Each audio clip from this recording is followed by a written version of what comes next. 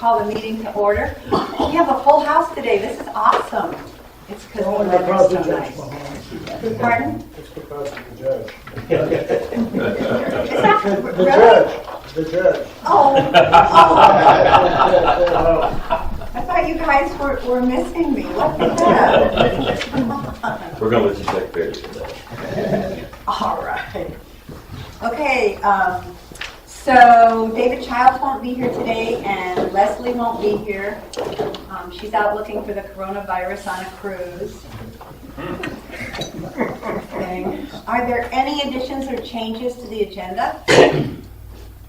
No, we're good. All right. Approval of the February 7th meeting minutes. Are there any changes or additions to the meeting minutes? May I have a motion to approve? Move we accept them as published. Second. All in favor? Yep. The minutes are accepted as published. Thank you. We have a few guests here.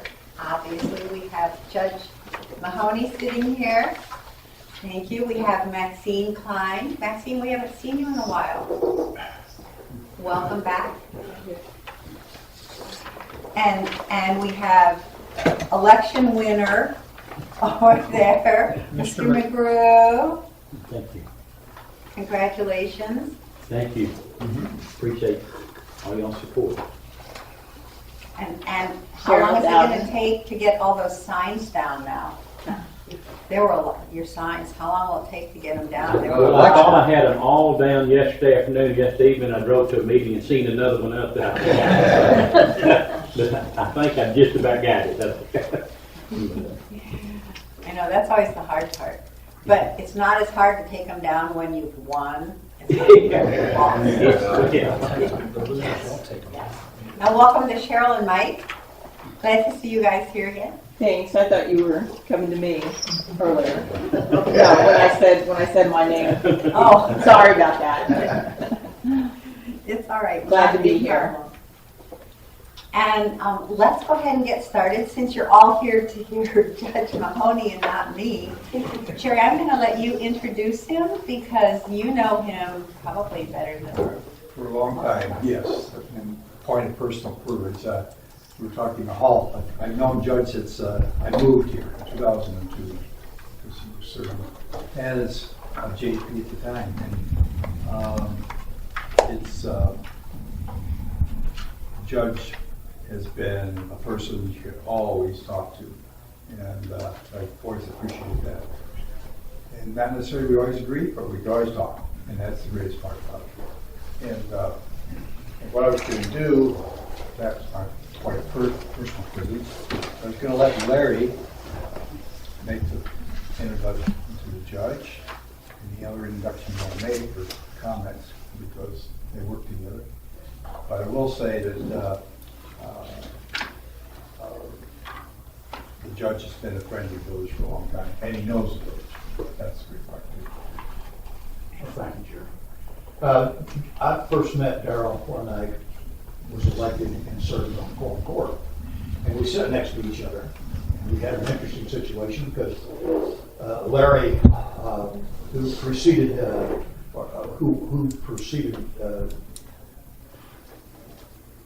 Richard McGrew, sitting in 12. Sitting in 11. And so it was Larry, Darrell, and Larry, almost of them. Opposite of the TV show, comedy show. But what I discovered that these guys were great thinkers. They had a lot of support in their soul for the village. I had a piece of the village, but a small piece. They encouraged me to look at it. I've always enjoyed my relationship with Darrell because he's straight. He just tells you what he thinks. You may not agree with it, as you said. You're not always going to agree with everybody on everything, but he never lets you walk away feeling like, I don't know where I am, that kind of thing. You know exactly where he stands, what he does. I think he has a high code because he stands up for what he believes, and when he steps in something, he'll tell you about it and say, hey, I didn't quite have this one figured out, but now I've got it figured out. And I think you can't ask any more from somebody than that. And it's been a pleasure to work with him, and I was very happy when he decided to run to replace Judge Davis. And I think he's done a heck of a job for us up to this point, and I expect that he'll continue to do that. And with that, Darrell Mahoney, our county judge. Thank you both very much. I got a few little handouts here for you. I don't have quite enough of these yet to give to you, but they're a pretty good reference. I want to give you those. You take one and pass them down. We've got some one-page stuff here on the census, and I've also got some handouts that are basically numbers. You can look through it and then pass it down. That are basically just numbers for what the half-cent fuel tax produces statewide in counties. That's something that's of great concern to everyone because it's dealing with infrastructure. I think that so far it's done well for Garvin County and the village. I know the 70 East going out towards Saline County from Hot Springs is part of something that was paid for by the half-cent sales tax that is on fuel. I appreciate the introduction from both Jerry and Larry. It's kind of a Jerry and Larry deal, Larry and stuff. We've got a really good group on our quorum court, and we have a really relaxed relationship to work through our problems with, and I can't tell you how much I've appreciated the support of the village in items that we came up with. I know that we are working hard to, let me start by saying anything you do always follows the path of least resistance. You know, if it's easier for me to get here one road, I take that. Electricity follows the path of least resistance. Water follows the path of least resistance. Our children certainly follow the path of least resistance. But in saying all that, we try to make our infrastructure of the least resistance we can in order to get people to Garvin County and Hot Springs. And we're working hard to connect Hot Springs Village with Hot Springs in the hopes that someday, probably not in my lifetime, but someday they'll all be one. This is the thoroughfares that connect the two are going through a lot of changes over the next few years, already scheduled to be let. One of them has already been let. The project that goes from Highway 5 and 7 up to the junction of 298, which is basically just some safety improvements right now. There'll be rumble strips. When I first got the order on those, when they said they were going to let them, they had a typo in there that said mumble strips, and I asked the RDOT guy, what are those? He looked at it, he said, those are quiet rumble strips. It's going to be some rumble strips, some turn lanes, some improvements in striping, some things that make it a little easier to see to drive at night. It's not what we would envision for the long run. Hopefully at some point there'll be a 4-lane that goes from here to all of Hot Springs. But we'll keep working on that because as long as we ask, we can at least hope we're going to get it because the closed mouth never gets fed.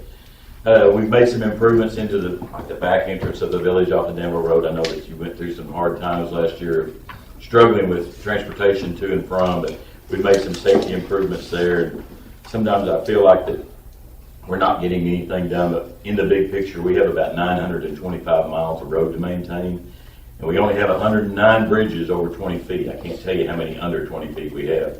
But the good part is we got 5 of those replaced this year, so I'm down to 104. Only got to work on 104 of them. But I appreciate your patience when we're doing these. I know that it's a struggle sometimes when you're in a hurry to get to town and you get to the orange barrels, but just remember the orange barrels mean progress. And we have got a lot going on this end. Over the next, probably in May, we're going to let a state aid project on Beaudry Circle.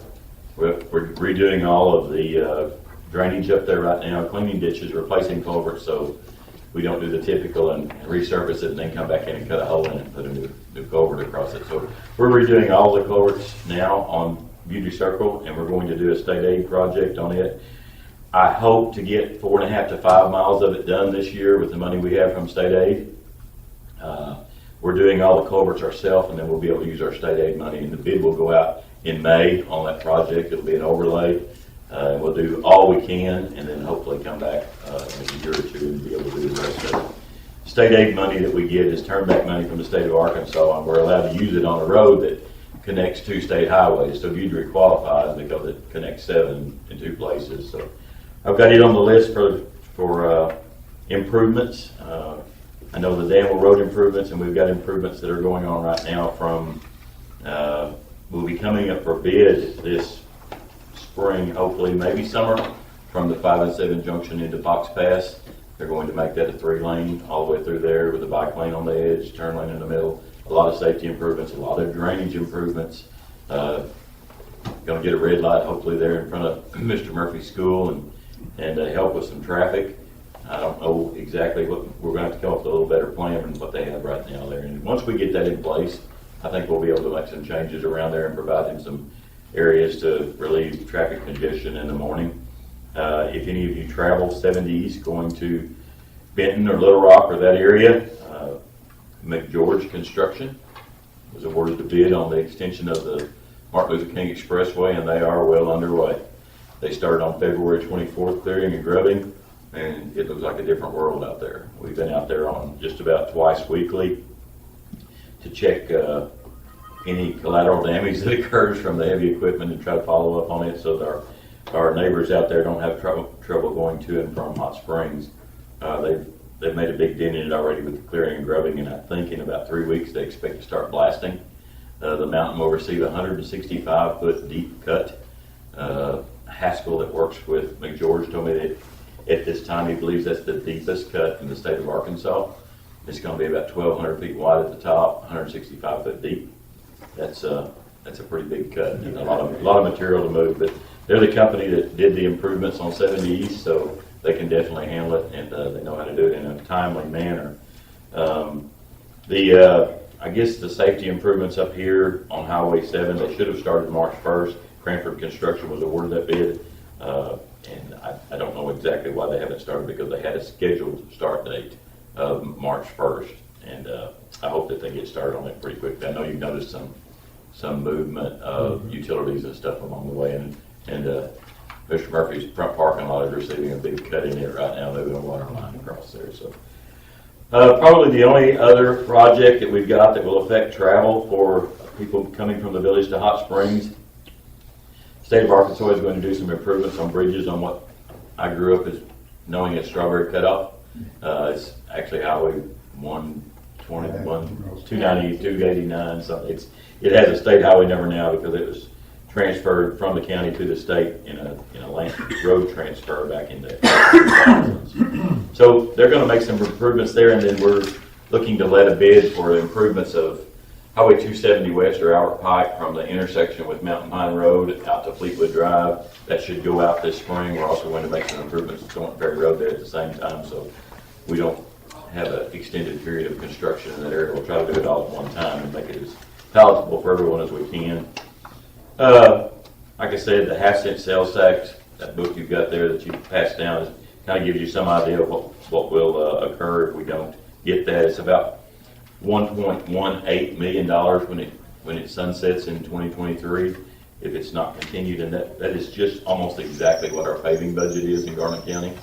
I hope that we can continue to do paving if it does not pass, but there may be a chance that some of the roads that are chip and seal right now in the county in rural areas, we may wind up turning them back to dirt in order to maintain the ones that are hot mix. We got out of the chip and seal business this year. The roads just aren't holding up, and it's a 50% investment as to what hot mix costs, and I don't think we were getting 50% of the use out of them. So we've purchased our own hot mix machine and tack truck. We're going to try to reduce our cost overall. We'll still subcontract most of it out, but we're going to do areas. It's very difficult to contract a company to come to Highway 298 in the deepest part of it. When you get down around Avent and Buckville, it's very difficult to get them to come up there and only do a mile of road because they can't afford to do it at the cost that they did. So we're going to try to do the outlying areas ourselves to keep the bid down for what's located in the center part of the county. We've been blessed over the past year. In 2019, our sales tax revenues were up about $700,000 over what we anticipated. And we anticipated pretty conservatively because we don't like to get ourselves in trouble. But if you don't have it, you don't need to spend it. So we were excited about that when we finally got our last numbers in. Proof that county government has tightened its belt is we had a little over $1 million that was budgeted last year that was not spent. And that's very unusual in county government or any level of government to not spend money that's already budgeted. It was budgeted, appropriated, and was not spent. So we returned it to the fund balances, which by state law, statute, we are only allowed to appropriate 90% of what our revenue stream is. So as we build that fund balance, it allows us to appropriate a little more and more because we can include the fund balance in our carryover, which will count as anticipated revenue. Our detention facility, which is state-of-the-art and receives accolades and certificates on a continued basis. This summer, we're going for certification in June. Hopefully, we'll receive a national jail certification that very few detention centers in the state have. I hope to achieve that. We've practiced for it. We've had mock audits set up, and it's basically an achievement that says you use the best practices, you follow what the guidelines are, and you have a very efficient system. We also have programs out there to try to stop recidivism because this detention facility was opened up in 2015, and it looks to probably be at capacity by the end of 2021 if we have studied the numbers correctly. I'm proud of our quorum court in coming together, and at the end of 2019 we opened the last female pod or housing annex, and last week Finance Committee passed the funding to open the last male pod. So we've managed to open the last 2 pods of the facility that were much needed, and I'm very proud. Yes. What's the capacity and what's it at now? We're at about 407 right now. When we get these last 2 pods opened, 499 is the capacity. So we're basically going to have 500 people out there probably by the end of 2021. I plan on a meeting in the next 3 weeks with the incoming circuit and district judges. Those races are already decided except for the juvenile court, and they have their own detention facility, so it won't matter so much. We're going to have a meeting with them to try to start a process with our Criminal Justice Advisory Committee to figure out some way to alleviate the pressure on the detention facility. What's the average length of the stay out there for each? I don't have those exact numbers, but I would say that it's pretty high turnover right now because we've been to where we couldn't hold anymore. So we rolled them through there pretty quick. I would venture to say that 8 months to a year is probably the average if you didn't have this turnover process that we've got going right now. We struggled for a long time not being able to open because of staffing, not necessarily funding, although funding is somewhat short. But staffing was the biggest issue. We couldn't hire. And so last summer, in July, Quorum Court and I sat down and we figured out a way to give a pay parity to the deputies that work in the detention facility to basically pay them the same as the ones that are on patrol. We've started a process. If you achieve a certification while you're there, you can get an increase. On your anniversary dates, you get an increase. So we've made it possible for someone working in the detention facility to actually make a living in Garland County. And with that, as of September of 2019, for the first time since the jail was open, we achieved 100% staff level and have maintained that since then. And we actually have a waiting list right now to fill those positions with. Going hand in hand with that, I'm going to go to the Quorum Court in about 2 months and ask them to approve probably 4 new patrol positions for patrol deputies. I always feel like a better presence in our county will help deter crime, so that's one of the first steps we'll take to try to slow the rate of filling the jail up because we've only got so much room. It was built to be added onto, but as I can already see that adding on and adding more beds is not the way to fix the problem. We need to start looking at the cause rather than treating the symptoms. So I think that's something we'll look at. Our jail maintenance and operation is funded by a 3/8 tax, and that 3/8 tax was up a little over $500,000 last year from what we anticipated. So that also made it possible for us to fund that last pod. One other thing we did last year in use of our tax dollars, best use of our tax dollars, we reduced the capacity and the staffing of our juvenile detention facility. There's a nationwide trend, and the reason is that what was going on was not working. to not sentence juveniles to jail, to try to find another alternative method. And so we reduced the capacity from 24 to 16. By doing that, we were able to reduce our staff in half. There was 11 at the time, and we reduced those to 5. So we took the 6 that we had at the detention facility, juvenile, and moved them to adult detention. So we basically didn't have to include any new money. We had to include new money, of course, for medical, because we subcontract our medical at the adult detention facility, but it was a lot less of a blow to us to get that female pot open than it would have been had we just had to come out of pocket with it. We're proud of our revenue, we're proud of the community. Hot Springs Village plays a huge part in that. I think most of your shopping is done in Hot Springs or Garland County, and we're very appreciative of that. I guess probably something that's on everybody's mind right now is the coronavirus. We have a briefing nearly every morning from Arkansas Department of Health. Our person there that's the spokesman for the Arkansas Department of Health is Gene Shelby. I don't know if any of you are familiar with him. He's the gentleman that puts the public information out. We also have a contact there, Chris Rowland, that I've known Chris for a long time, and I'm sure every morning about 7:30 when he sees my phone number come up, he's going, gosh, can you not just wait? But I want to try to get all the information I can in case we need to make some changes during the day. You can go to the Arkansas Department of Health website, and there's a link on there to go to check on any coronavirus updates. And I think this morning they've got a term called PUI, which is persons under investigation. That in the state of Arkansas, so far, it doesn't mean that they are symptomatic. It means they have traveled to areas that are hot. Right now, we have, I think, 2 persons under investigation, with 0 confirmed cases in the state of Arkansas. But Garland County and Hot Springs have both met to produce a protocol. In the event we should have a positive case here, and I know that everyone in Garland County is using best hygiene practices to try to. It's just like anything else, you know. If you don't use best hygiene, then there's a possibility you can contract whatever is out there.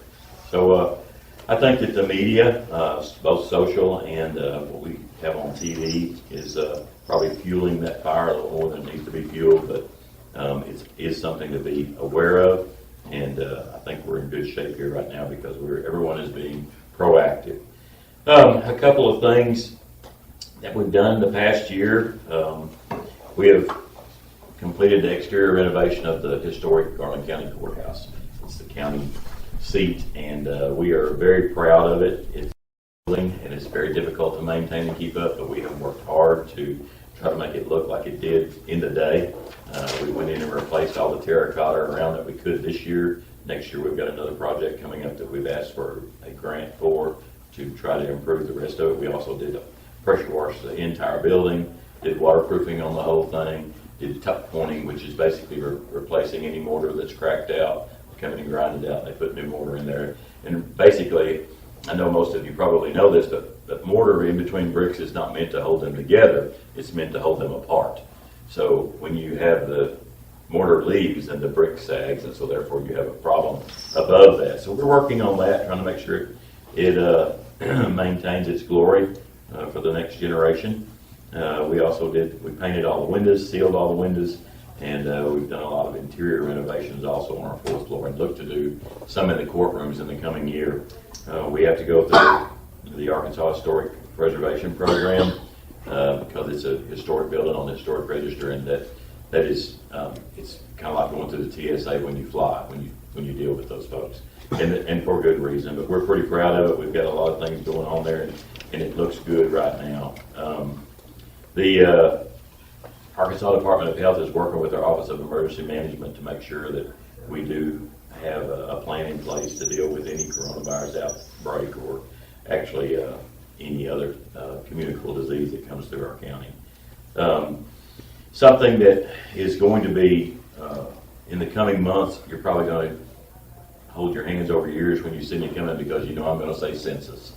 And I can't begin to impress on you how important this is for every person in the United States of America. It's probably Hot Springs Village will be, they will probably achieve one of the best counts of any place in the state of Arkansas, because you probably don't have a lot of people that will hide from it. You want to be counted here, and I know that we've worked several times with individuals, Leslie Nally and Jerry. I know that we've had conversations about it, and Larry too, about establishing the boundaries to make sure that you get counted, because I know that in the last count, there was an area in the southeast corner of the that did not get counted. And so we've made sure that those boundaries are in place. I've had my GIS guys working on that hard the last couple of weeks. We've got less than 30 days till the census begins.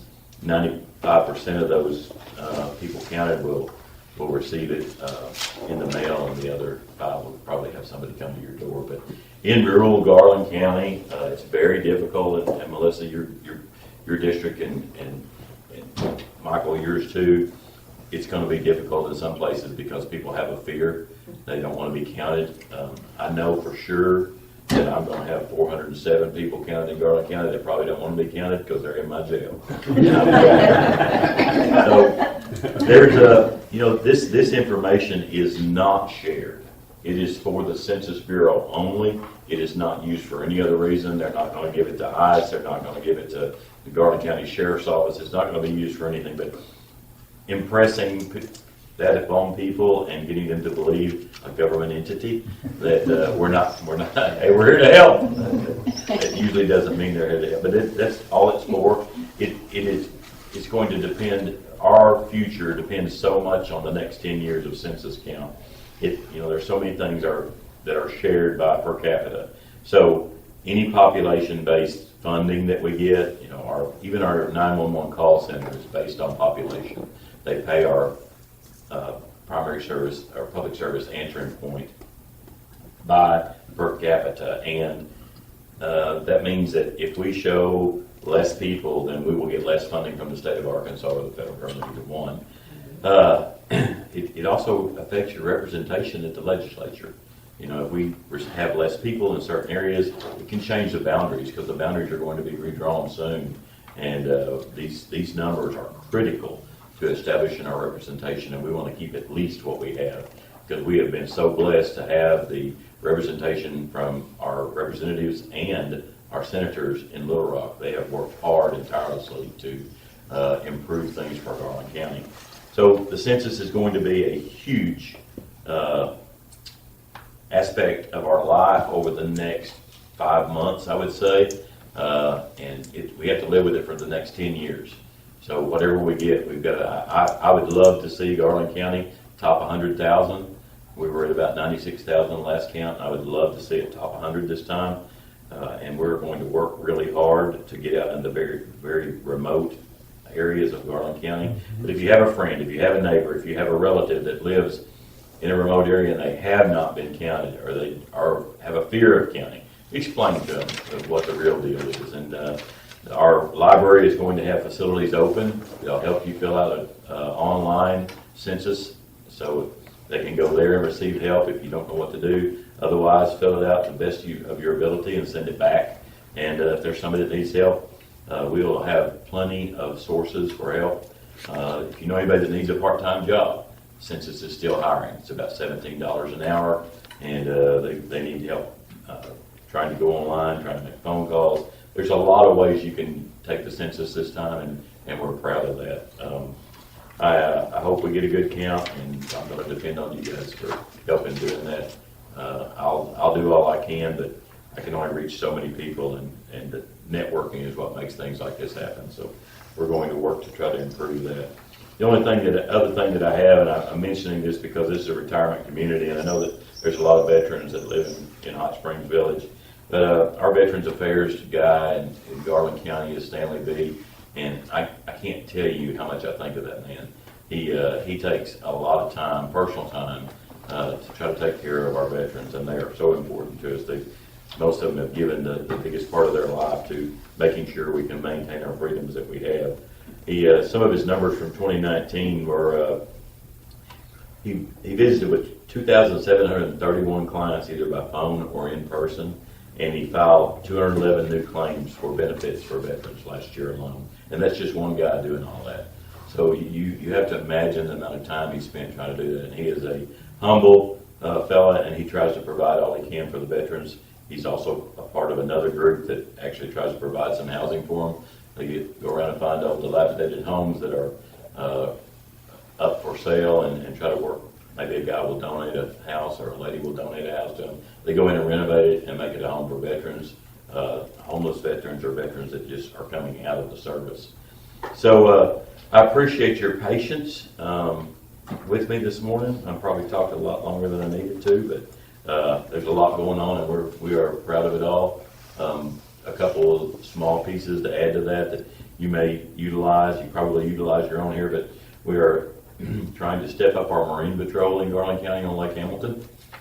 We have received a large donation from an entity that wants to remain anonymous to buy new equipment, and we'll be purchasing that soon. We're out for bids right now on it, and we are going to send out some letters to try to get donations to try to make our marine patrol a little bit better than it has been. And we're going to do it one way or another. I know that the community is behind us, and I've heard nothing negative about it. I know there was a negative aspect to it a few years back, but we are way past that, and we're going to be above board and transparent and have everything we do with it accountable. And I also want to thank our friends at Oaklawn Park for being part of our community and not just focusing on themselves, but reaching out to the rest of the community to provide revenue sources for us this coming year that will all go towards public safety. And it's a breath of fresh air to not have to squeeze every penny, because I was actually on the quorum court when we had to send all our department heads and elected officials back to budget to reduce 10% out of their budget. And I know that several of you know what it's like to try to cut 10% out of a budget that's already less than what you can deal with in the beginning. So we are blessed right now to have revenue streams that are beyond belief, and we're going to make the best use of it and try to provide the best services we can. Has anybody got any questions? I got a couple. Hot Springs is going through a tremendous amount of change, not just in infrastructure, but new things going up. What is the county? How do you look at the county right now? We struggle in the county with a lot of industrial development because our topography and our location in the state doesn't lend to rail, ship, or heavy truck traffic. So that's what we would love to see is some industry in the county, because it would probably provide jobs that paid a little better, and that's what we're always looking to do is try to keep our young people here. We're losing them, and those two down there can tell you when they get out of here and they go somewhere else when they get a degree. Or something else we would love to have here is a little bit larger VOTEC input, that because of vocation is going to be so big in the next decade. We're lacking of electricians, plumbers, everything. It's evident when you go to Oaklawn Park and see the improvements they have out there. And there's 500 people working out there on one location. But we are going through a lot of infrastructure changes within the county, and we are trying to make it easier for business to locate here. And we are also trying to have a more open door policy with the city of Hot Springs, where we don't have that division that's been created over the past decade or so, to try to keep the growth within and not spread out. There is a certain amount of growth that you have to control. You can't let it just run wild and have sprawl, but we're working on that, our relationship with them. We're really proud of the way it's going right now. We've got some changes that were done last year to the water policy, which has allowed some growth in the county, even some commercial growth out towards Lake Hamilton School. And we're also working on improving our public safety as far as ambulance service. We've been working with LifeNet to try to get some more service on the west side of Hot Springs, where our population is the densest. We have probably the largest. It's actually larger than the city of Hot Springs population on the west side of Hot Springs, and it's due to Lake Hamilton School. And we would love to have an ambulance real close to there at all times, because it's, as you know, today's world leans to someone doing not the right thing at those facilities. So we're improving that. Really, what I feel like that I need to do is make it as easy for somebody to do business here as they can, while we still protect the interest of everyone in Garland County. So infrastructure is the biggest thing to get people here, but we're at a little loss to try to provide the interstate system or a navigable waterway to get anybody in here to transport items out. But we're doing good as it is, and I'm pretty proud of that. It's a tourism area, and we've always relied on that. And as they say, you dance with the one that brung you. So we're going to dance with tourism. Okay, thanks. Anything else? Do you ever foresee the state doing anything, I guess it's the state, but the county, I guess, will be involved in improving the road from Mountain Pine into Hot Springs? You know, I actually read a little bit of information on that about 3 months ago. They had done a study on it. It's there's no shoulder there at all. I'm sure you're aware if you travel it at all. There's no shoulder, and it's a pretty deep ditch. And in the private sector part of my life, I was in the towing and recovery business, and it was a good highway for me. It produced a lot of revenue. But they actually said that they use crash data to determine what to work on next, and there was not enough crash data on that road to make any changes, significant changes. I think they have made a few safety changes as far as some reflectors down the middle and a few things like that. But I would love to see it widened. It's my primary get-to Sure. in the Hot Springs. I Sure. live on a far west end of the village, and Strawberry Road with its improvements is just terrific. And you know that road was constructed by Warehouse or Strawberry Cutoff, wasn't it? I can remember. I'm dating myself, but I can remember when it was a dirt road through there, and you traveled at your own risk. There's a big sign on the end of it that said "Travel at your own risk." Private roadway. Even being a dirt private roadway, it was probably one of the best roads in Garland County because Weyerhaeuser maintained it for access to their mill at Mountain Pine. And when Mountain Pine lost the mill, that was Mountain Pine, and so traffic has decreased. The traffic numbers, there's not a large traffic count, so it's just like everything else. You've got this much money, and you have to use it for the most people you can. So when you have an area that doesn't have a large traffic count, it kind of gets pushed to the back of the plate. I would love to see it. I would push for that because it does cause a safety problem, and I feel like that in the event that it was widened and made a little safer, I think that it might allow for that area, which is very depressed, to improve. And that's what we have to look at. You know, I try to look at the areas of our county that are the most depressed and poverty stricken and try to provide the best that we can as a county for them to try to lift themselves out. You know, I can't lift everybody out, but I can sure try to provide the tools for them to lift themselves out. And worked hard with the mayor of Mountain Pine, even though some days that's a difficult task, to try to let him do all he can. And we worked with him on some projects, and they've made some improvements, but it's just, you know, that the town of Mountain Pine was established for Weyerhaeuser. There was a mill there, and those people came in and they started building homes around there, and so that they could live and work in their own community. And when you take the hub out, the wheel will not run along. So it's a difficult task out there, and I don't know that the window manufacturing company that went in out there, I don't know that they employ enough people. And quite honestly, most of the population out there is elderly. You know, they don't want to work, but they are so poverty stricken they can't, you know, it's sad, but they can't hardly pay their water bills out there. And it's in, Mountain Pine's in danger right now. There's a lot of things going on out there with their sewer and water system. State Health Department's been monitoring. I know you've seen some of the headlines in the newspaper about their water storage tanks, and that's going on statewide though. You know, about 85% of the water systems in the state of Arkansas are insolvent. And if you sit down and think about that, that's scary. You know, let's just say that half of those all failed at once. There wouldn't be enough money in the state of Arkansas to put them back together. The Delta areas of Arkansas have seen so much flight of population that there aren't enough people that are paying taxes or living there or spending money within that community to let them survive. The city of Carthage is a prime example.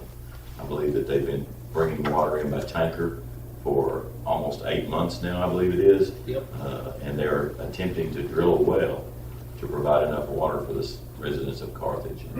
It's a difficult task, but as you get in more sparsely populated areas, the cost of running infrastructure is phenomenal.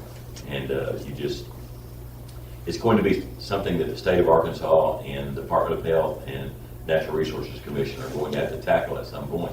They tried to tackle it last year, and there was too many things attached to it, so that it got thrown out with, they threw the baby out with the water. And I certainly hope that they look at this, because it's, when you talk about 85% of your rural water systems being insolvent, we all know it's just a matter of time till they fail. And when you can't make the needed replacements on infrastructure, like water tanks, and most of these were built back in the 60s and 70s when there were low interest government loans, and there wasn't enough foresight to see that this stuff is not going to last forever. So they took out a federal government loan, they provided water, everybody was great because they had water that they hadn't had before, but through the years that infrastructure has decayed and eroded, and there was no new money put in the system because the areas are so poverty stricken that they couldn't pay enough to do anything more than maintain. So now we're in a situation where we're reaching critical mass. So I hope that something can be done about that in the next legislative session. I know that Senator Clark hopes to bring it back up. There was a huge water task force last year. Spent countless hours working on it.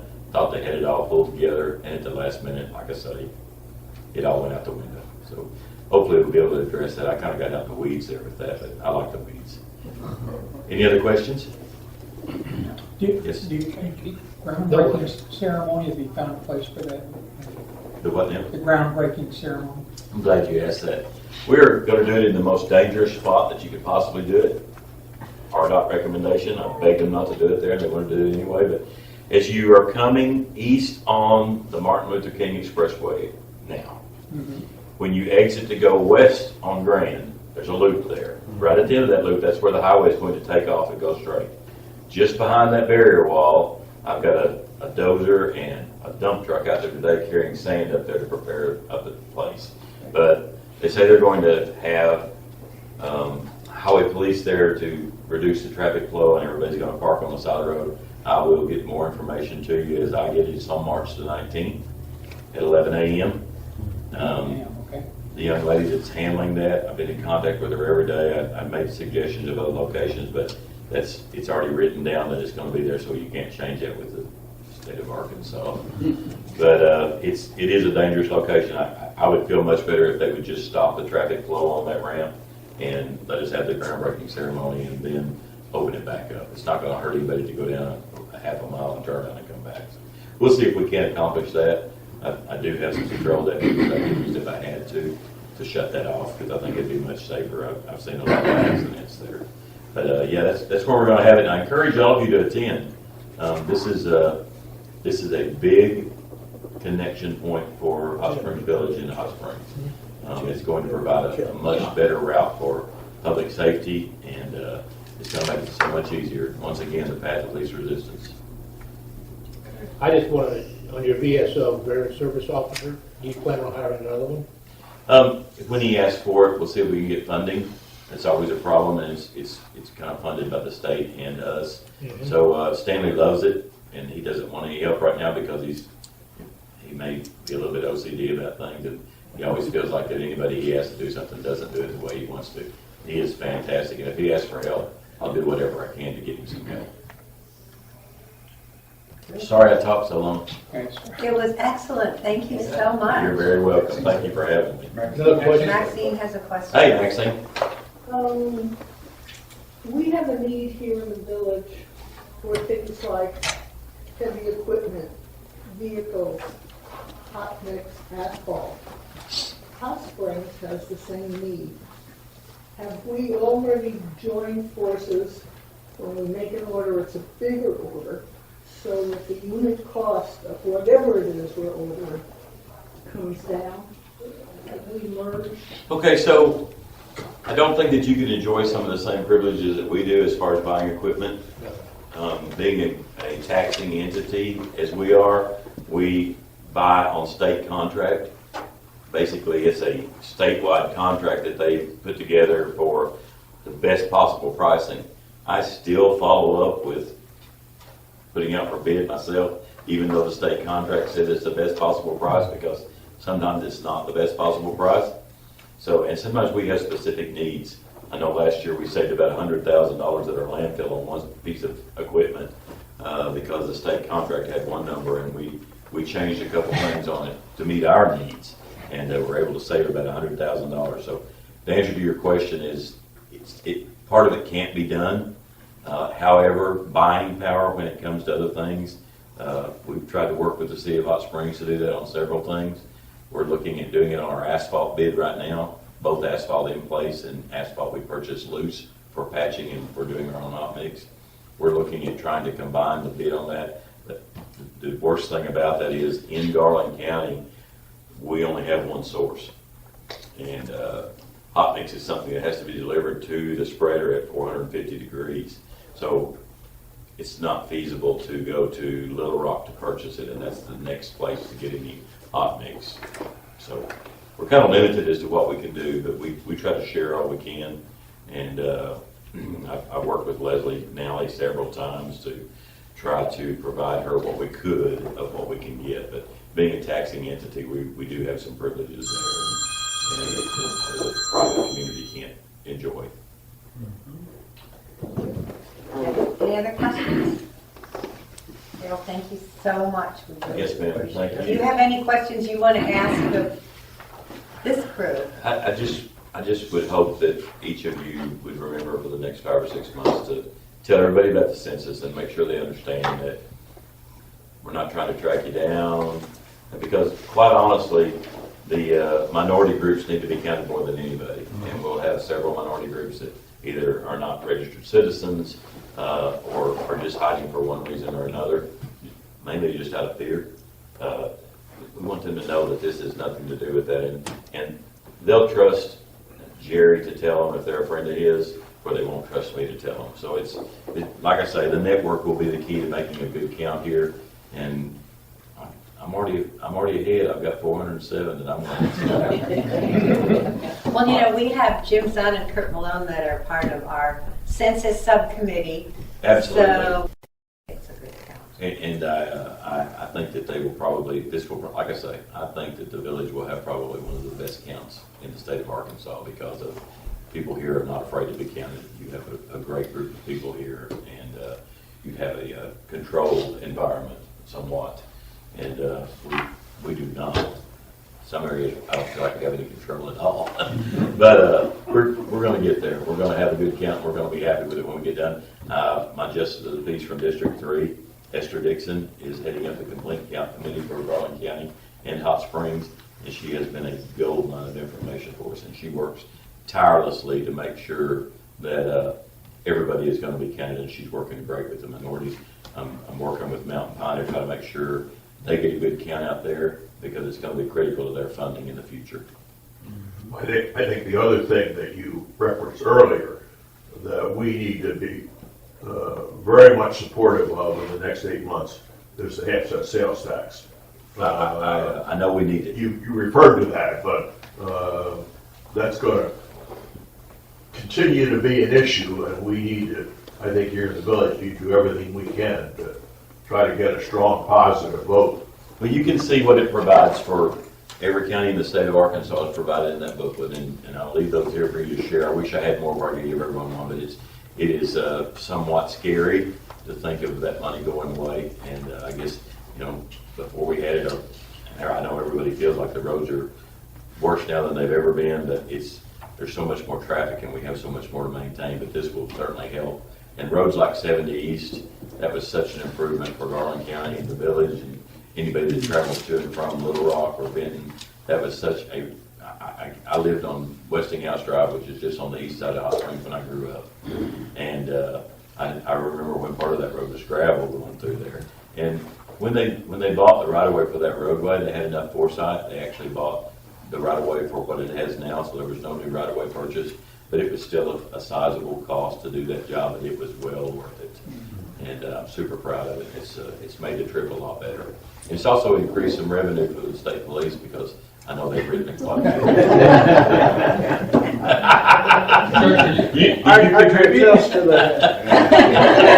Are you getting any feedback? My district has 70 East. Once it hits the county line there in Saline County, I'm getting feedback that people aren't happy about that speedway going through there. Are we getting any feedback from you guys on your side? You know, the only thing that I've got a negative about 70, and we've addressed it, we opened it for discussion. We really didn't address it, was billboards. Is the only comments that I've had about it. And we've had a couple of young ladies come there, and that is a scenic byway. And in order to change the rules, you have to designate it a scenic highway. Right now, you can't build with a billboard with out of 600 feet of a business, and it has to be on the same side of the roadway. If you travel out there, they've filled up every spot possible. I know the big red station they put in over there. They built roads to get down there to the 600-foot mark, the 599-foot mark. But we have not heard anything as far as that. But you know, probably in fairness, there's probably more residential areas in Saline County. You know, you spread out that way more than we have, and it's probably where you're getting it from is that area there. And I know that there's a lot of, I think that people taper off a little bit as they come this way from the interstate. You know, you leave the interstate traveling 80 because it says 70, so you think you can go 10 miles over, and you leave there, and when you get on that highway, you don't realize usually what slows people down on a rural road or because you feel confined, and so for your safety,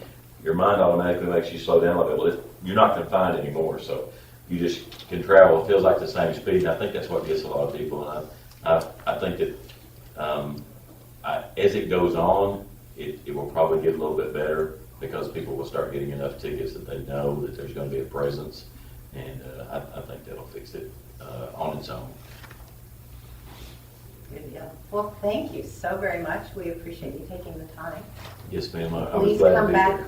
anytime. I'll be glad to. I appreciate the opportunity, and I apologize for not being able to come last month, but it fell in that Jerry and I talked, and it fell right when the county judges, they were on Tuesday, Wednesday, and Thursday, and they had to move a day, and so it pushed it right into the time frame of me being able to be here. Also, I want to give you a pat on the back for the CTE program that's going on in Saline County, and I believe that next Monday is the groundbreaking for that. At they're going to have it indoors. They got to go indoors. Leave it to Jeff Area to have an indoor groundbreaking. But kudos to your group for putting that together, because we need a lot more of that. Well, you're welcome to stay if you'd like and see I what we probably do. need to go back and see how many fires there are. I walk in the doorway down there and people always run at me with questions and papers in their hands. What are we going to do about this? It's great when you can be able to answer them. But I thank you very much for listening to me and letting me get in the weeds. And I feel like that I've always got, as Jerry can tell you and Larry can tell you, I've got an open door policy. Since I took office, there's not been one person that called that I got the message that I did not attempt to call back and have a conversation, even if it was to get my rear chewed. But a lot of times people just want to be heard. That's all they want. They just want to be heard. They want to feel like they have a voice. And I've tried to return every email. I receive on an average of about 65 emails a day that actually need to be answered. So sometimes it's a difficult task. Sometimes I don't get back to people till 7 or 8 at night. But I'm proud of what we've got going on in Garland County, and the reward that you get from this is being able to help somebody that can't help themselves. And I appreciate your time this morning. I apologize for running out, but I've got to go take care of business elsewhere. Thank you very much. Thank you very much. Y'all come up with questions, and then you got to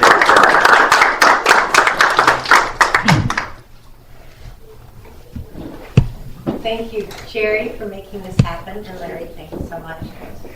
We appreciate it. All right, let's get on with our reports. So, Leslie's not here. Mike, do you have anything that you need to report? No, but I'll talk, he covered some of the things that I was going to talk about. The Make-A-Wish Foundation, there'll be a lot of people at the gates. I don't know if you're aware of this. We're trying to benefit something for a Hot Springs Village child. They'll be at the gates for donations for it on March 27th from 9 a.m. to 2 p.m. So you're going to see them at the West Gate, East Gate, Danville Gate, Balboa Gate, and the Clay Poe Gate. Melanie Peterson, who's in the Rotary Club with us, is heading that up. Kind of a nice thing. She also does the cancer walk. Junior golf needs volunteers to give instructions to kids, so if you know any golfers, you might talk to them about that. I don't really have a whole lot of other things. Oh, on DeSoto, groundbreaking ceremony for the Landmark. Trademark Realty, and I believe the Lieutenant Governor is going to be there today. I noticed that It's going to had happen. activity this morning as I came that way. I in fact asked Mike what in the world was getting ready to happen there. And that's a new trademark office, he said. They put up signs yesterday. Yeah. Okay. All right. If you got it, we'll move on. Yeah, that's about it. All right. Nothing really came out of the board meeting. That's, Election coming up. huh? There's an election Yeah, it's on the for the board. board coming up. No, but I'm talking about the board meeting. Nothing really. Okay, I don't really have any announcements other than to say I just want to thank this committee.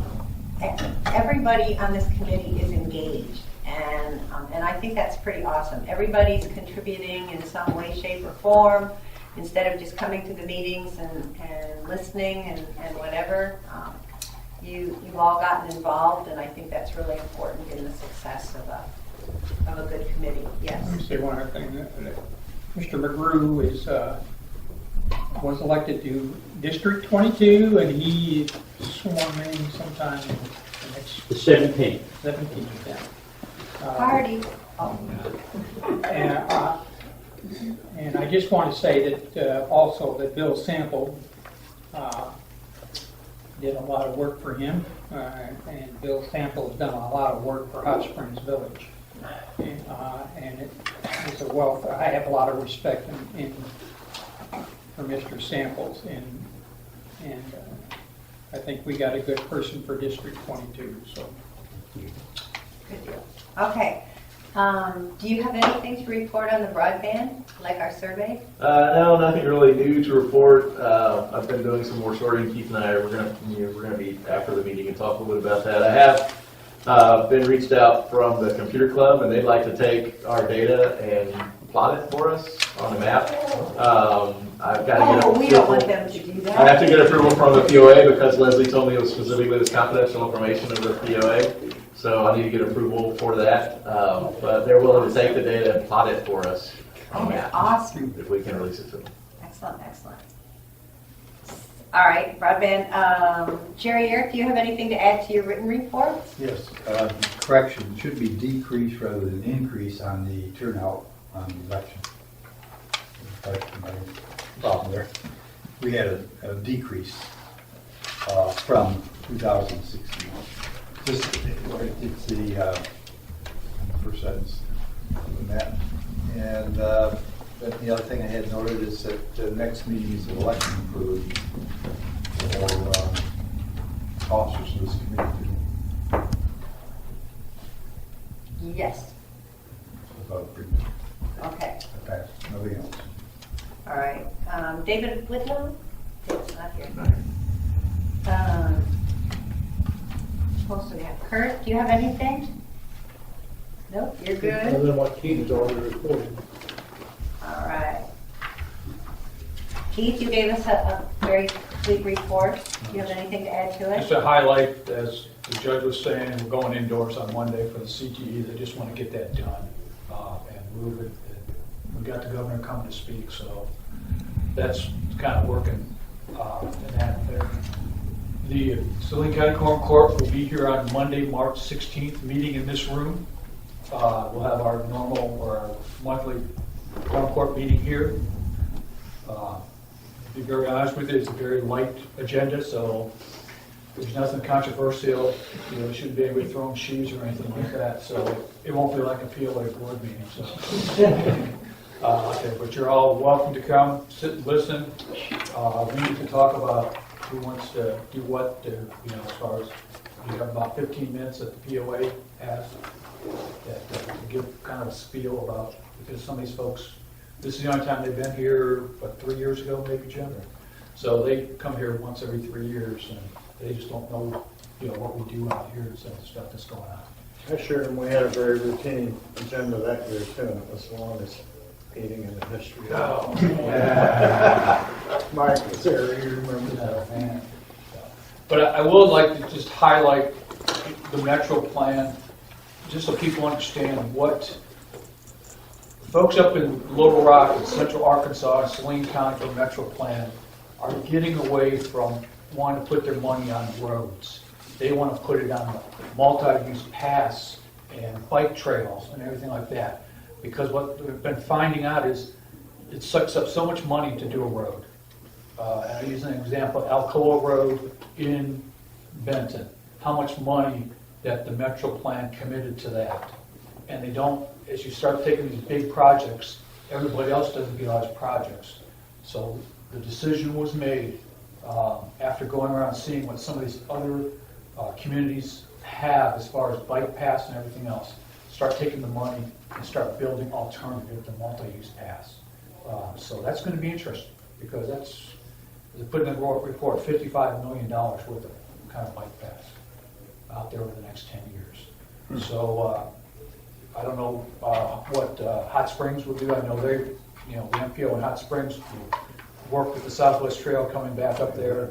This money, some will go towards the Southwest Trail, but there's just all over the place. They're going to start thinking about bike paths, and they're putting together a whole set there. So, and our thought down the process or down the road is how do we connect in? Because eventually there's going to be some good trails. There should be some good trails out the east side coming out of this money. How do we connect in? So, Okay. that's it. Jim and Kurt, Census Committee. I want to mention three things.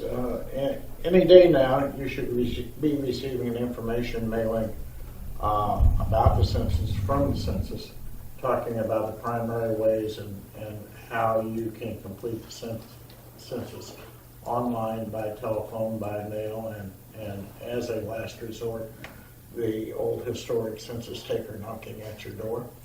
I'd like to thank Dr. Murphy for the information services he's provided at the school and will provide completion sites, I believe.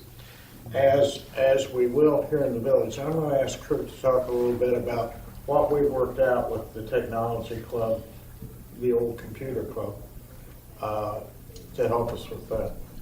And what it basically boils down to is, as you know, as pointed out, there's an online option.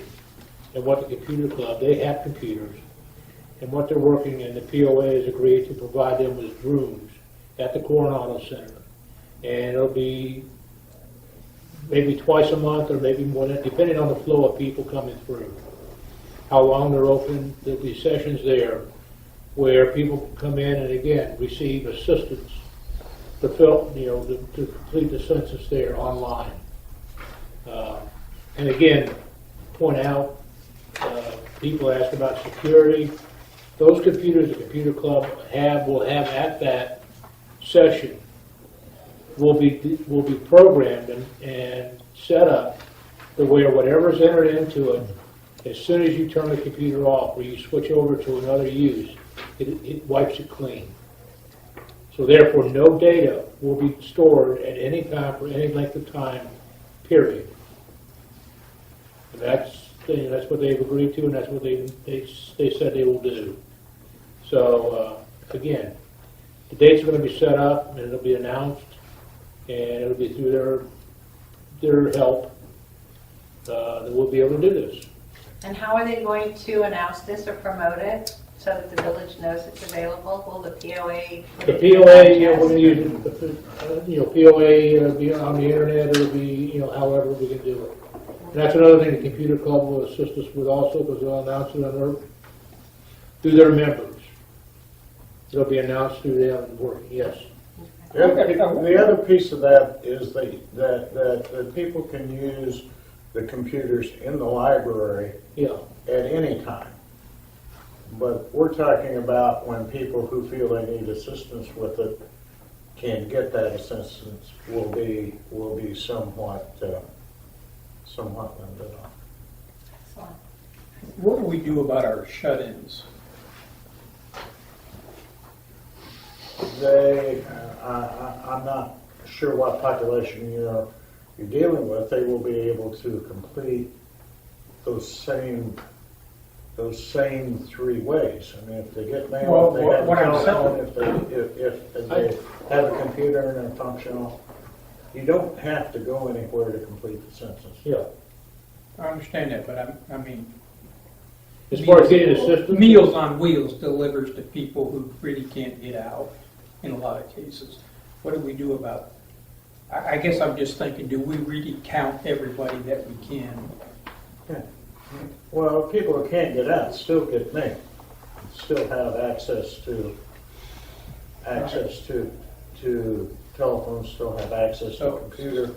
And finally, as I say, the fourth step in this, fourth way you can get counted and get your data counted is somebody will knock on the door if you don't respond by either of those other 3 ways. Okay.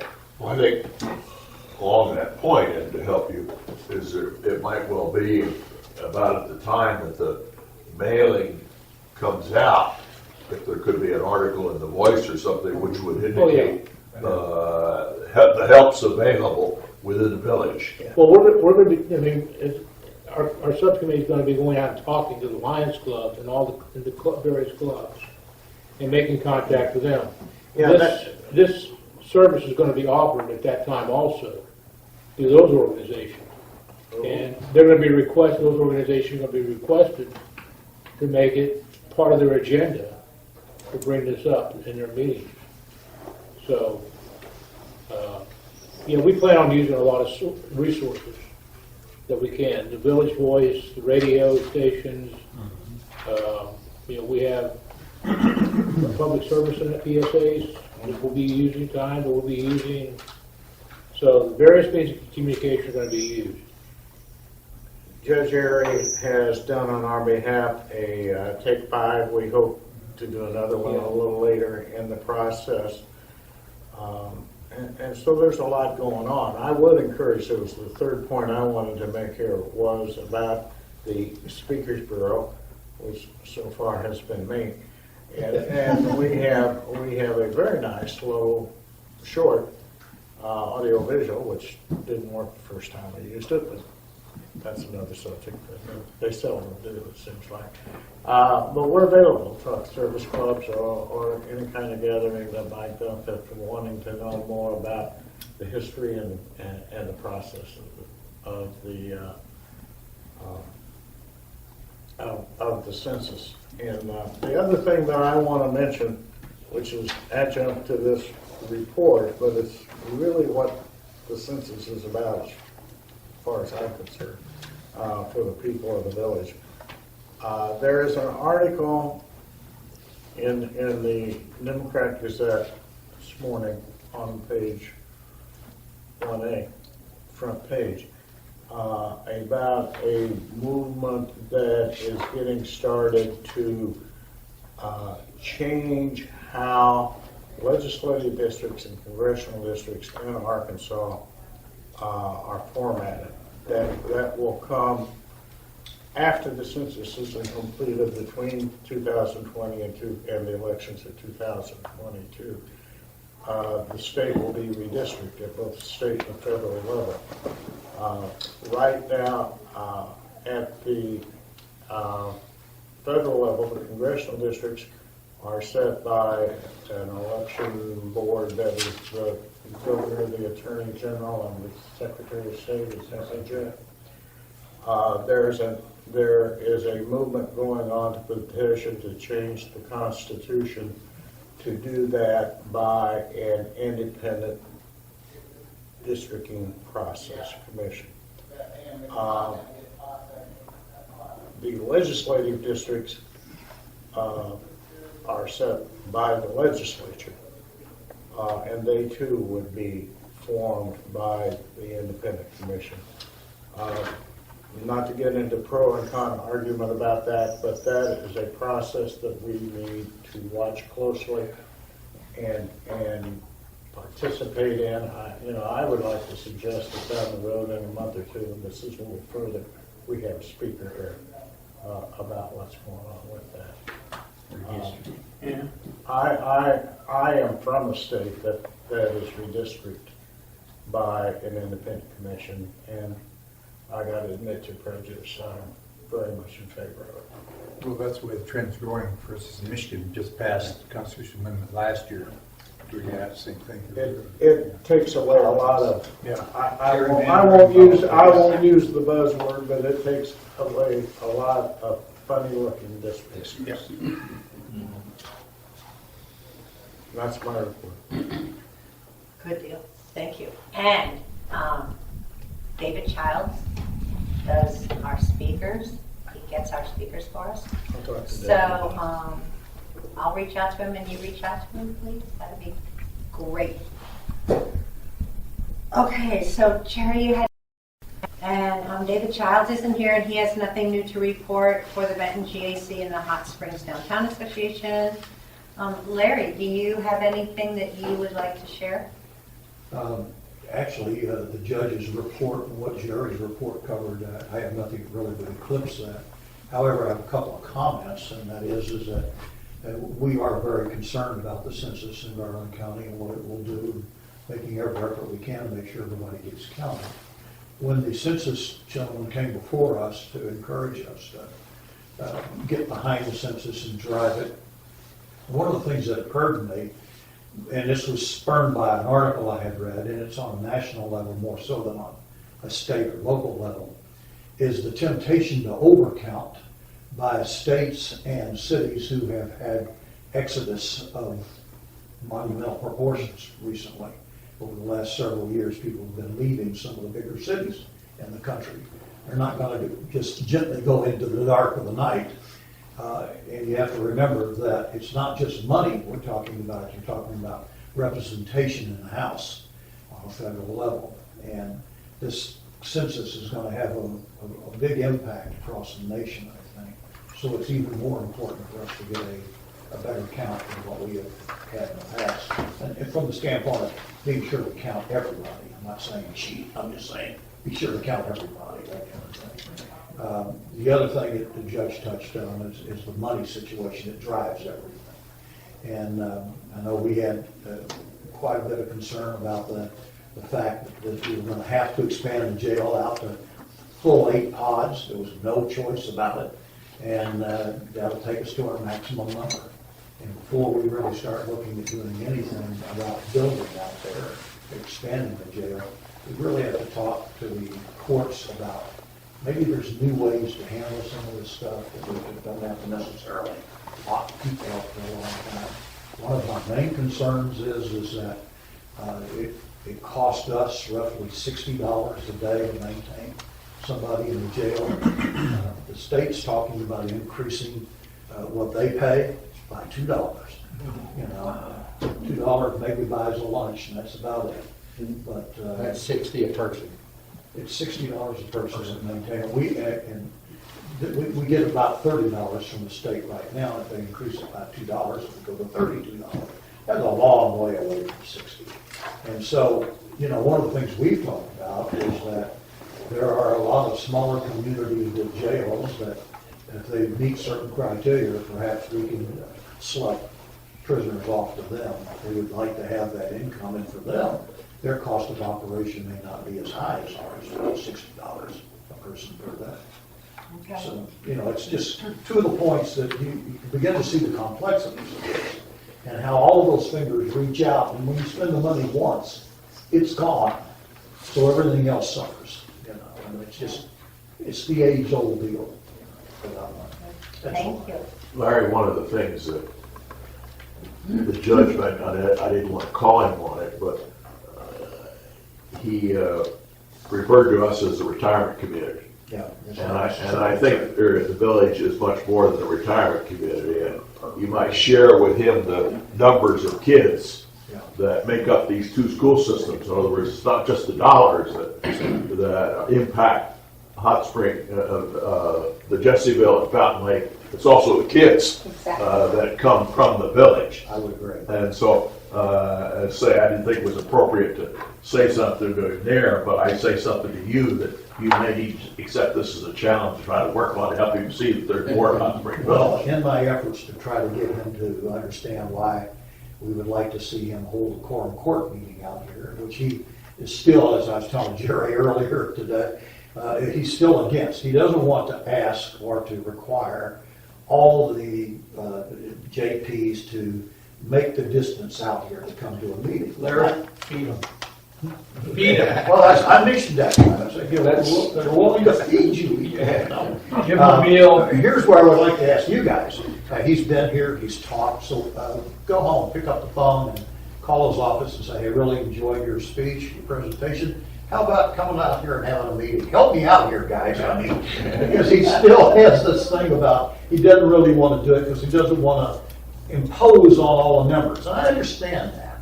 This may be a drive for a lot of people, because, and I'll just give you an example. When we first moved to Arkansas and we're living here, and Julia and I came from Houston, I don't think anything about getting in a car, and if I want to go into downtown Little Rock for something. To me, that was the same distance I drove from my home to downtown Houston. I did that all the time, and they don't think anything about that. People in Hot Springs think, gosh, you go across town for something, you know. They shop their neighborhoods and that's it. They don't think about driving across town. So it's a mindset kind of thing, and I understand that, but it's just one of those deals. Okay. We'll work on it. We'll work on it. Dr. Murphy, I see you putting on your jacket. You probably need I'm to just get cold. back. I'm all right. You can't fool us. I know that there are many, many, many people waiting on you. So, you want to give us your report? Just a couple of things that I would share. First of all, I think it's imperative we, as schools, need your help in clarifying what I view as a situation that people just don't understand. And that is, statutorily for years, elections of board elected officials occurred in the month of September. And in that context, you had roughly a 15% turnout to vote. So no one ever really voted in board elections. So no one ever saw that a millage was a part of that vote. And so statutorily 2 years ago, the legislature deemed that board elections would be either in the primary or the general election. And so now people are beginning to see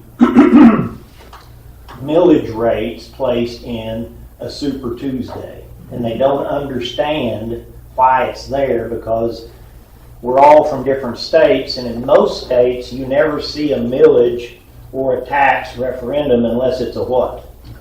An increase. And so Arkansas requires for it to be on the ballot regardless of whether you're asking for an increase or not. And I think it's imperative to protect the integrity of trust that this group communicate locally within this village that millage is going to be on there regardless of whether we're asking for an increase or not. And no one is, I've had people come to my office wanting to know why we're trying to secretively pass an increase. And you need to know that as a village community, that I'll be the first to tell you that if we go back to the ballot again, we'll work collectively with the village like we tried to do last time, but there will never be an intention of attempting to do something without notifying the public. And so this is something that's kind of new because it's being placed in the primary. And it's going to continue to be there, and so whether it's voted up or down, the statute then refers it to the prior year millage.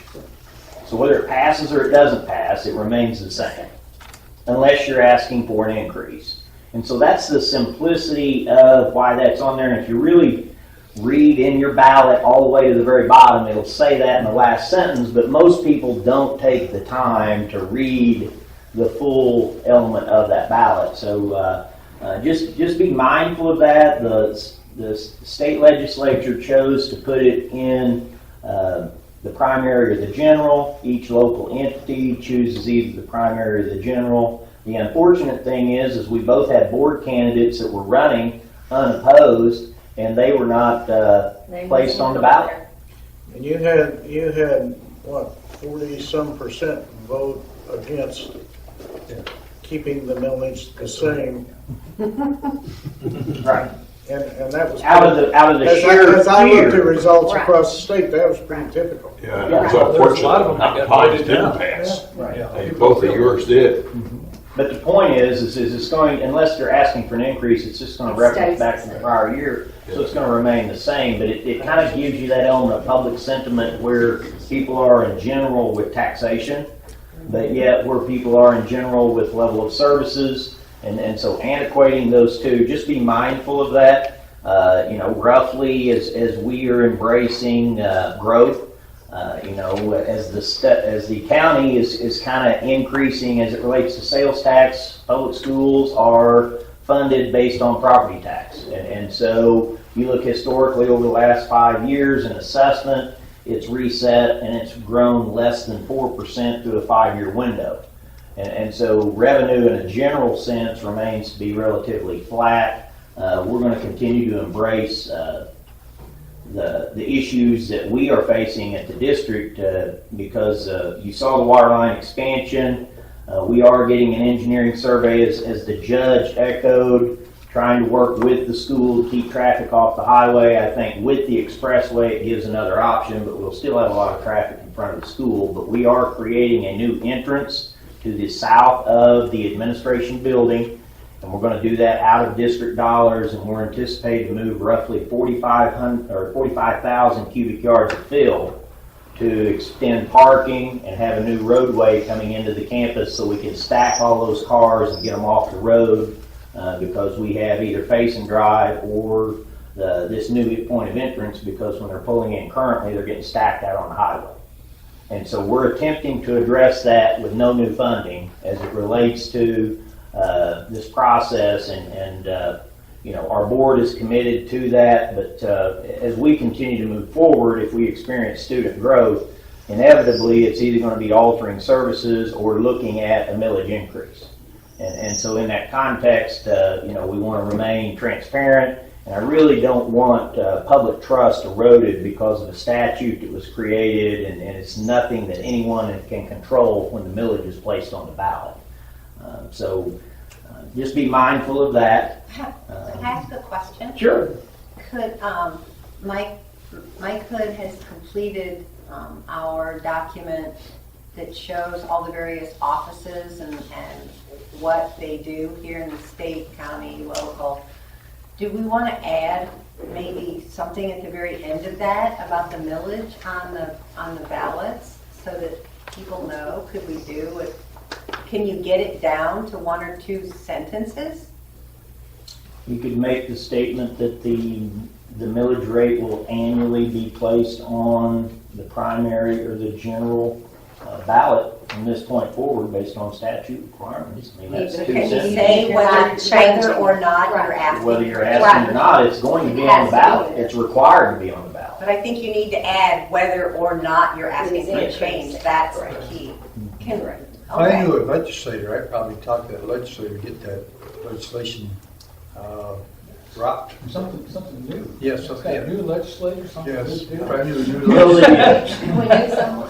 the intention behind why it was placed there is they didn't feel like the general public had a say because most people didn't go engage in school elections. So the General Assembly placed it as a component of the primary or the general based on making sure the public had a voice on increases.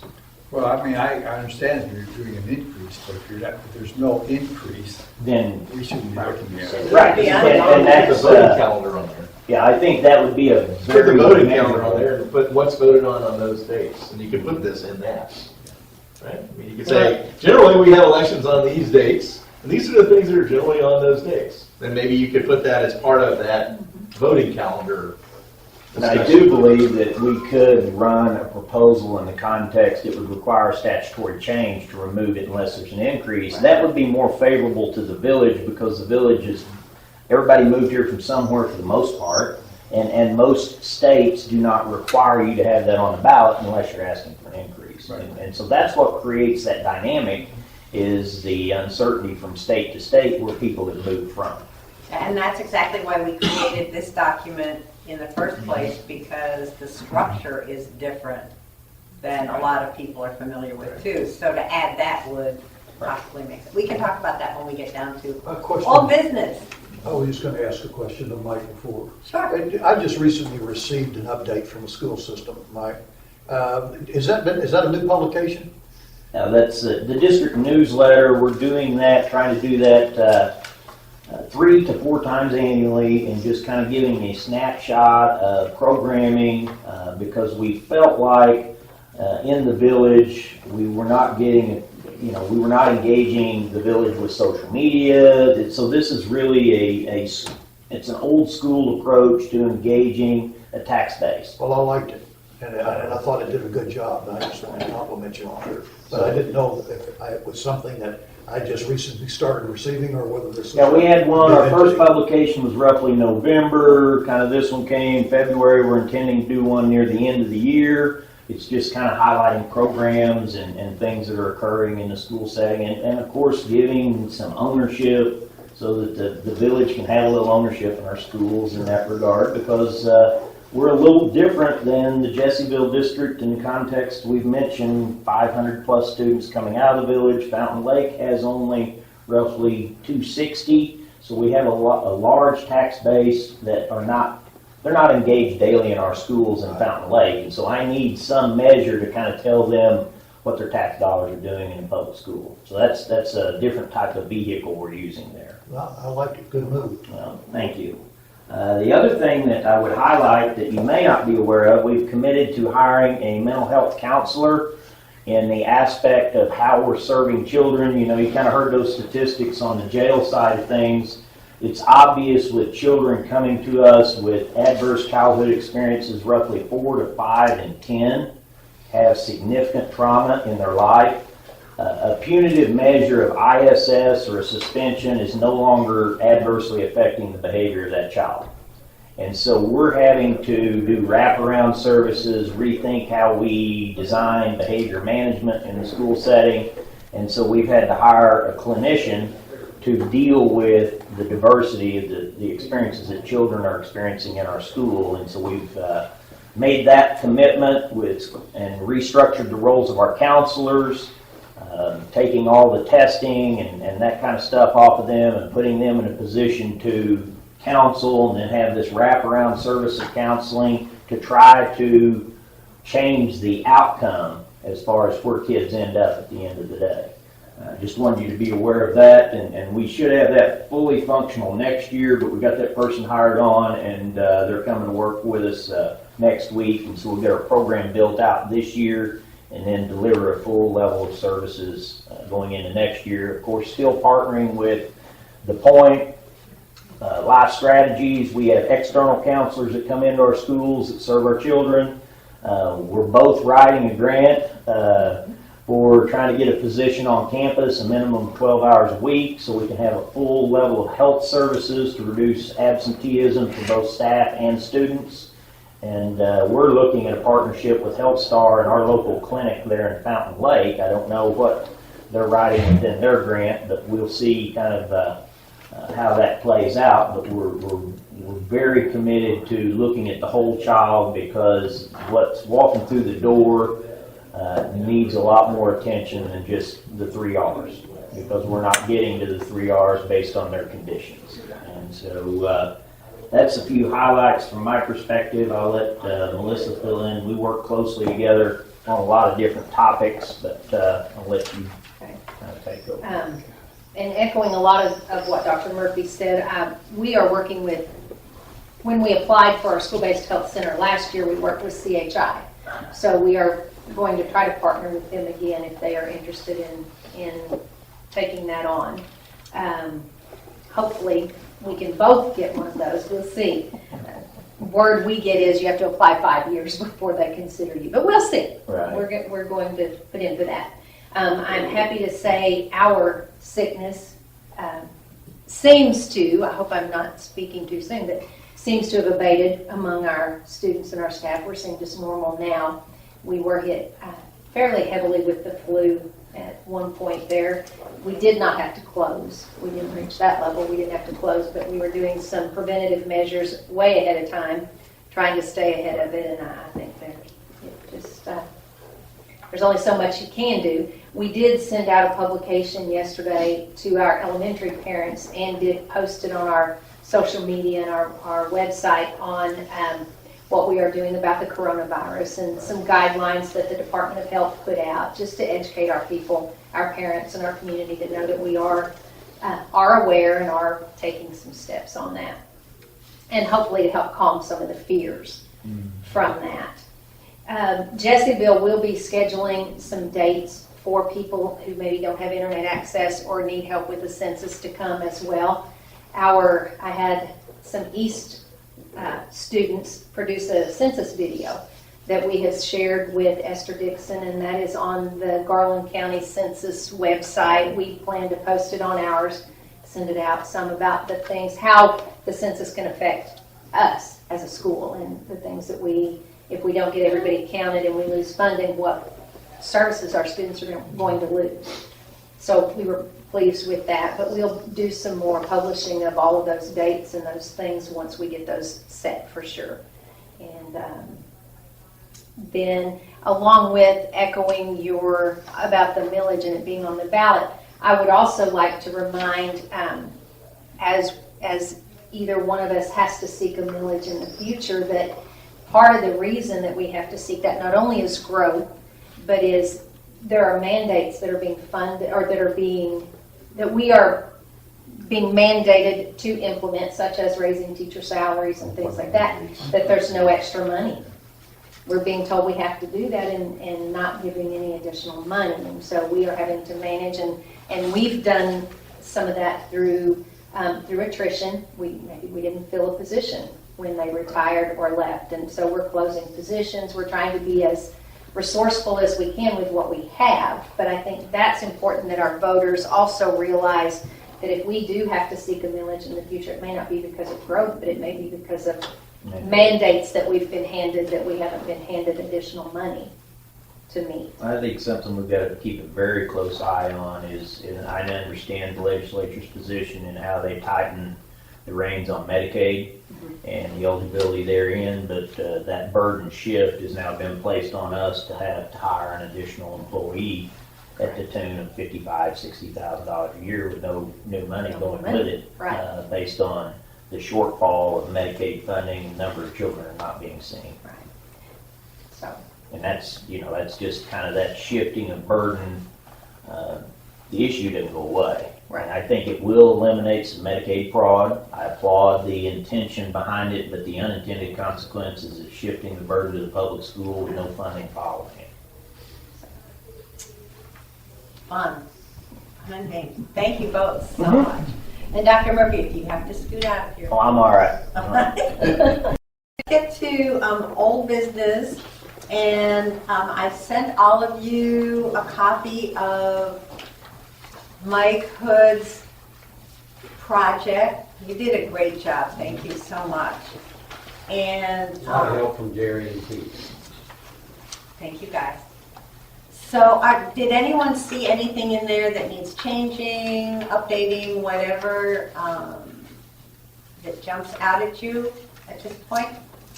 Well, I think it's commendable that you did this, but it used to be, and I think it's still true, the Garland and Saline counties have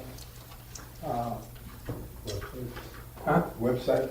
yeah, or they used to print a little deal too, showing you all the names that you could contact and the phone numbers. We really wanted more than names, and so Mike went the extra mile to explain for many of the things what that position or that office actually does. Because for people that are coming in from other states, a justice of the peace. I never knew what that did, what it was, because we didn't have that in California. So that was the purpose behind this. It wasn't just as a list. This does include a website. Yeah, and personally, I thought it was really helpful because I didn't know what the quorum courts do necessarily, right, as a whole. was never familiar with that. I came from Georgia and Texas. We didn't have that kind of Right. representation. I mean, I thought it was really helpful, and I think that, with some formatting and making it, a little bit more readable from just a formatting perspective, I think it's pretty valuable information that could be useful to everybody. And one of the comments I was making to Pam right earlier about, I think if we could add something on there about the election cycles, when we would normally see election cycles, because election cycles here are different than other places. And we could put things like, about this thing about the millage increase would be in this election, or things like that. It's the election cycles here are kind of crazy. I had to vote for Richard twice. It's kind of weird. But it was worth it, Richard, it's okay. But I think some of those things, and to me, it was a pretty helpful piece of information. I wish I had that when I moved here. Right. I think we should be giving that out to all the newcomers, and I was at the newcomers, meeting at the POA last week, and we got a lot of new people moving here, right? They're coming from all over the country, Right. and they're not familiar with any of this, right? They might not even know what school district they live in. Truthfully. Right. This document can be. One thing I might suggest that be added to this under the county clerk's responsibilities, which are much broader than maintains voter registration, but the only one I would mention specifically is that being the site for issuance of marriage licenses. Divorce decrees.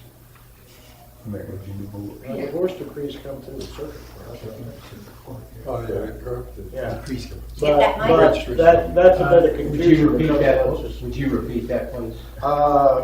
The county clerk maintains voter registration and issues marriage licenses. That's an issue in the village, I'm kidding. You'd be surprised.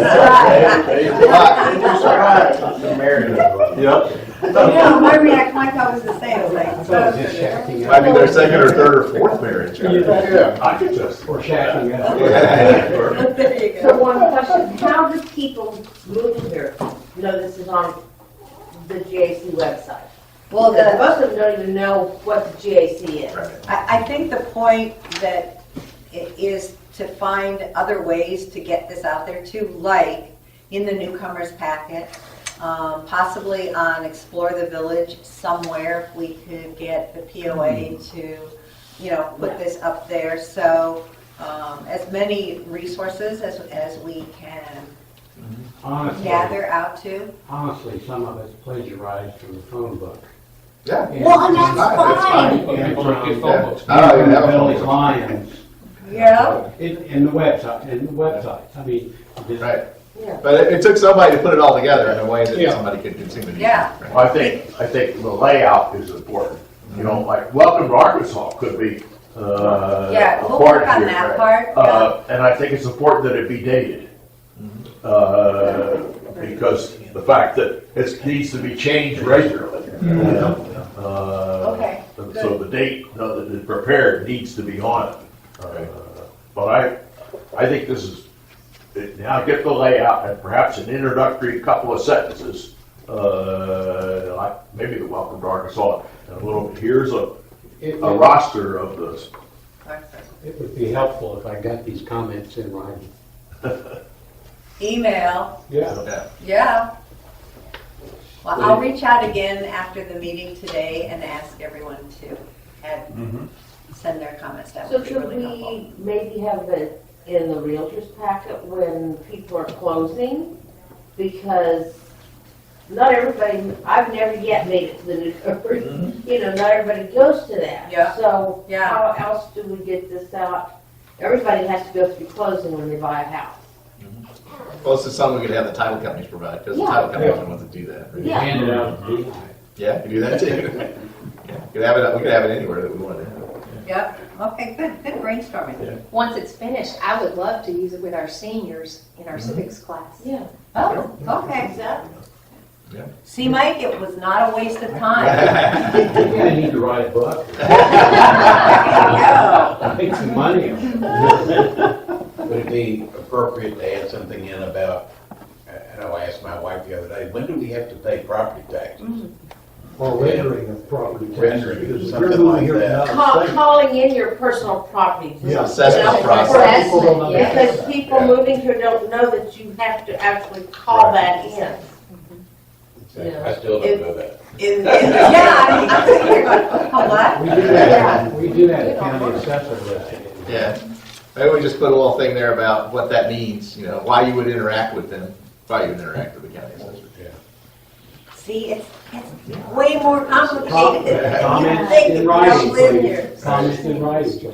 Yeah, we'll reach out again one more time and hopefully get What's the those. organization? The economic impact study status, Leslie's not here. Mike, do you know anything about whether the board has discussed this at all? Because don't they have to authorize us to do that? Because they need to authorize the funds to do that, is that correct? That's correct. Keith, you're looking, For the study? yep. Yeah. Has to come out of the board.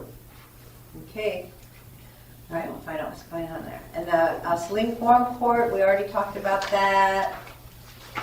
So we'll take care of that. Under new business, and this will be the last thing. So, but it's an election year, folks, in case you missed that somehow. So traditionally, the GAC, for you new members, puts on at least one, often more than one, two candidates forums in the late summer, early fall. And I think we want to do that again this year. Is that correct? Is that a good guess? And I'd like to have a September has been the date traditionally. date. Okay, so we And need I to start have here, working at somebody, it. whoever's gonna take it on, here is a copy of a draft copy of the letter of invitation and the letter that went out to those candidates who had accepted our invitation Great. for the 2018 one, showing who Yeah. signed them and everything. Yeah, So and I have electronic versions of those that we can share, but if we could go ahead and put together a committee to start working on that. And I would like to have two of the members that have been here for a long time and two new members on it so that the torch can kind of be passed too. So do I have any volunteers, or would you like me to volunteer you? Cherry? Okay, Cherry's one. How about? Okay, Kurt. Bob. Kurt? Kurt, you'll do it? Yep. All right. I need one more of you senior people. Who's looking like, yeah, no, not going there. Sherry, how about you? Can we list your, wait, who isn't here again? We're missing David Whitlow. First election, still recovering. Yeah, David's not. Jerry, would you be willing to do it? Covered up, I can help. All right, How about and I can help advisory? too because I did it Yeah. last time. I got voluntold last time. What? Would you throw that hat in the trash? as you go? No. I'm gonna buy one for you. No, it's not when you're 49 of it. So, okay, I think we've got that. So Jerry will help if we need it. All right, so I'll put that together and then send it out to you. So do we have anything else that needs to be discussed, that we need to do? Yes, sir. If I could address y'all, I'd just first of all like to thank y'all for serving. This is a great committee and represented by everybody, so thank y'all for that. And I would just say that I'm honored to be elected and to serve the community. I will work very hard and I appreciate it very much. I'd like everyone in this committee, if you wanted my cell phone number.